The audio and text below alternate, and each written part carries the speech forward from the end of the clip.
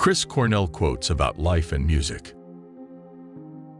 Chris Cornell, American singer and guitarist, 1964 to 2017.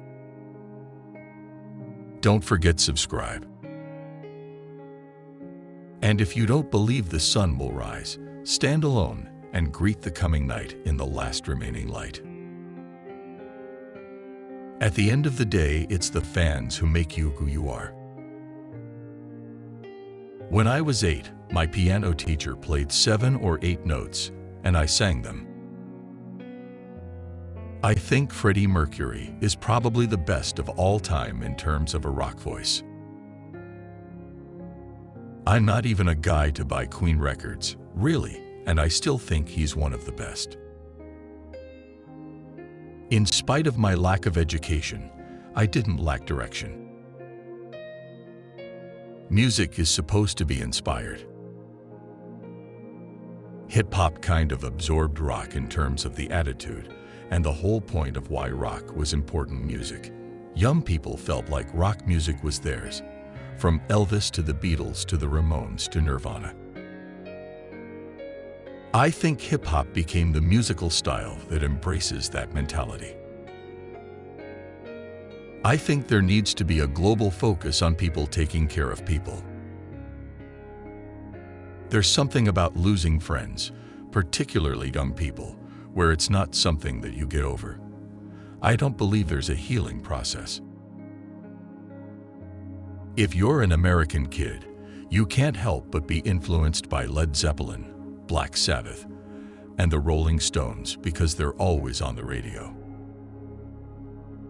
Stone Temple Pilots, Bush, and Silverchair are taking the simplest elements of Soundgarden, Nirvana, and Pearl Jam and melding them into one homogeneous thing. I'm not a lyric writer to make statements. What I enjoy doing is making paintings with lyrics, creating colorful images. I think that's more what entertainment and music should be. The Beatles did whatever they wanted. They were a collection of influences adapted to songs they wanted to write. George Harrison was instrumental in bringing in Indian music. Paul McCartney was a huge Little Richard fan. John Lennon was into minimalist aggressive rock. That's the miracle of music. No one can reinterpret a Picasso, but a song can be remixed and covered and interpreted in an infinite number of ways. It's a living thing. There's sadness to anyone that dies before their time, and specifically ones that seem to affect people in a positive way. When you break out the acoustic guitar, the words are the focal point unless you're the Jimi Hendrix of the acoustic guitar, so the words have to have meaning. No matter what, I can't sound like John Lennon, but I can do Tom Jones.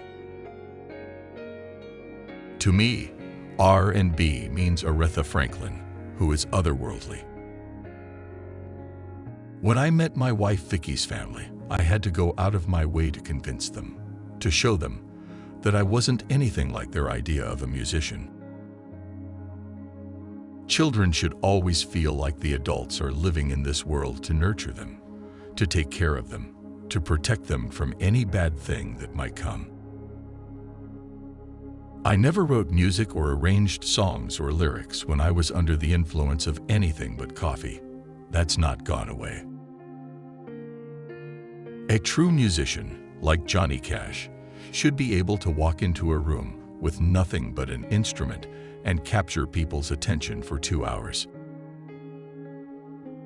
When you start your first band and it has an impact on the rest of the world, you go through a lot with those guys and you become very protective of that legacy. My first favorite band that made music important to me was the Beatles. I was a little kid. I didn't know who was singing what song or who wrote what song. What formed me as a musician, a songwriter, the sound and personality of my band, a whole lot of that happened well before 1991. The focus on my wife and my children, it really helps me make sense of the music side of it somehow. I think back to my childhood, and I remember running around as a kid. We were all running around then. It wasn't about getting into shape. It's just what we did. You can really walk around a song and completely, if it's a good song, look at it from a lot of different angles. Johnny Cash with Rick Rubin illustrated that perfectly. One thing that I have thought ever since Temple of the Dog is that I would never say no to an interesting collaboration, and that's partly where Audioslave came from. There was this moment when we made Super Unknown. The Seattle music scene had suddenly ended up on an international stage with huge success. You can't always make out the words I sing with Soundgarden. Audioslave was something that I felt had become a career decision. It became 3 albums over a period of years touring with a specific group of people. A lot of what attracted people to Nirvana was that they were like the people you went to high school with. I never felt bad about being lumped in with other Seattle bands. I thought it was great.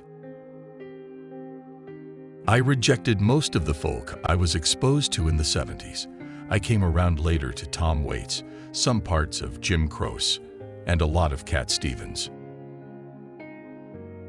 There's no way to be a 30-year-old band, go on tour, and pretend the nostalgia isn't happening. I've seen a lot of Pearl Jam shows, and the only reaction I've ever seen is the audience being completely supportive and loving every moment.